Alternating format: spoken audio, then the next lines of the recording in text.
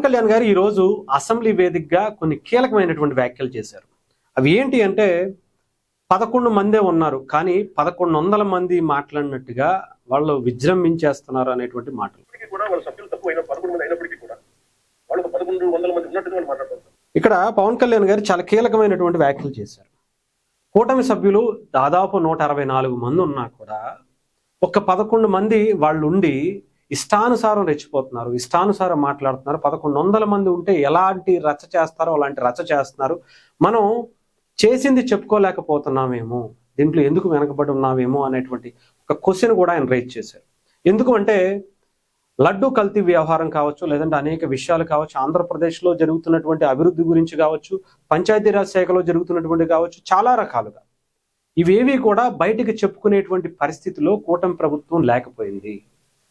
ఎందుకు అంటే దాదాపు 250 కోట్ల రూపాయల స్కామ్ తిరుమల లడ్డూకి సంబంధించి అది బయటపెట్టారు. కల్తీ జరిగింది.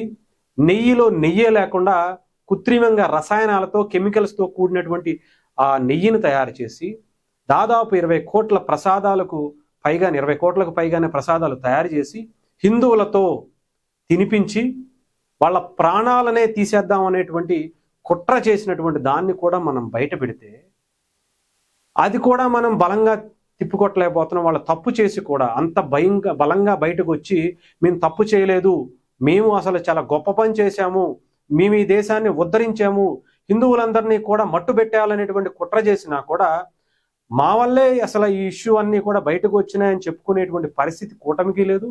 వాళ్ళకు కూడా తప్పు చేశాము అనేటువంటి ఆలోచన కూడా లేకుండా బయటకు వచ్చి కూటమి ప్రభుత్వం మీదే తిరిగి దాడి చేస్తున్నటువంటి పరిస్థితి కనిపిస్తుంది. ఇది ఇక్కడ కోఆర్డినేషన్ మిస్ అవుతుందేమో అనేది పవన్ కళ్యాణ్ గారి వాదన కూడా.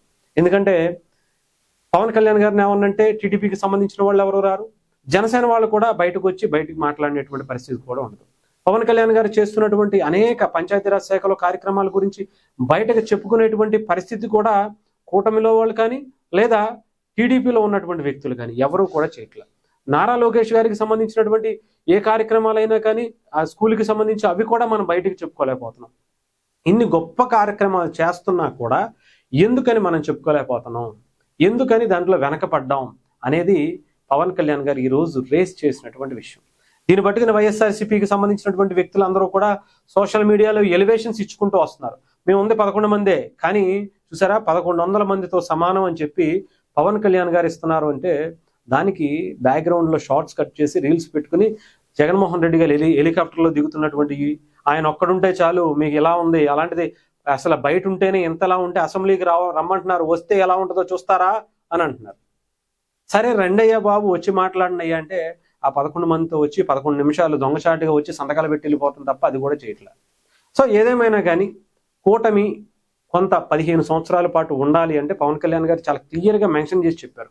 మనం 15 సంవత్సరాల పాటు ఉండాలంటే ఇలా మనం చేసుకున్నటువంటి మంచి ప్రజలకు చెప్పాలి.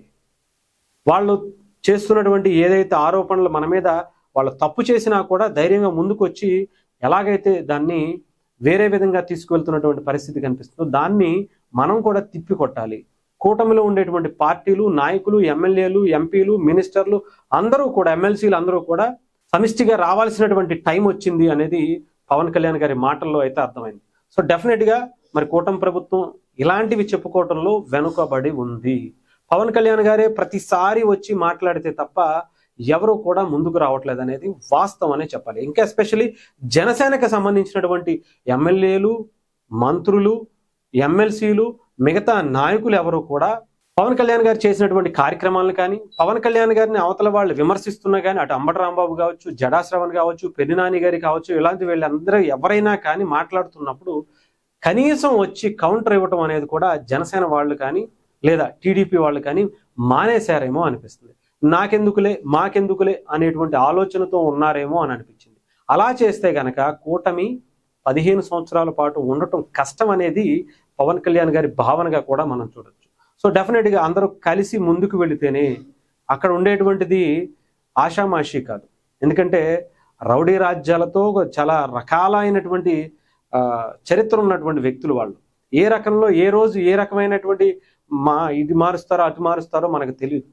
తప్పు చేశాము, 250 కోట్ల స్కామ్ చేశాము, కల్తీలో అసలు నెయ్యిలో నెయ్యే లేకుండా కృత్రిమంగా రసాయనాన్ని సృష్టించి బ్రిటిష్ వాళ్ళు ముస్లింలు చేయలేనటువంటిది, ఆ రాజులు చేయలేనటువంటిది హిందువుల్ని ఒక్కసారి మట్టు పెట్టేటువంటి ఒక కుట్ర చేసినా కూడా తిరిగి వాళ్ళ మీదకి మనం అంత బలంగా వెళ్ళటం లేదేమో అనేటువంటి ఆలోచనలో పవన్ కళ్యాణ్ గారి మాటలైతే కొంచెం సంచలనం అనే చెప్పాలి. దీని మీద మరి కూటమి సంబంధించినటువంటి నాయకులు బయటకు వచ్చి ఏం చేస్తారు, ఎలా మాట్లాడతారు, ఆయన అసెంబ్లీలో మాట్లాడితే తప్ప ఈ ఇష్యూస్ గురించి బయట మాట్లాడేటువంటి లేదంటే కార్యక్రమాలు చేసేటువంటి పరిస్థితి ఉండదా? మరి రేపైనా ఇప్పుడైనా సరే పవన్ కళ్యాణ్ గారు ఇప్పుడు బయటకు వచ్చి మాట్లాడిన తర్వాత అయినా ఇప్పుడైనా బయటకు వస్తారా లేదా అనేది చూడాలి.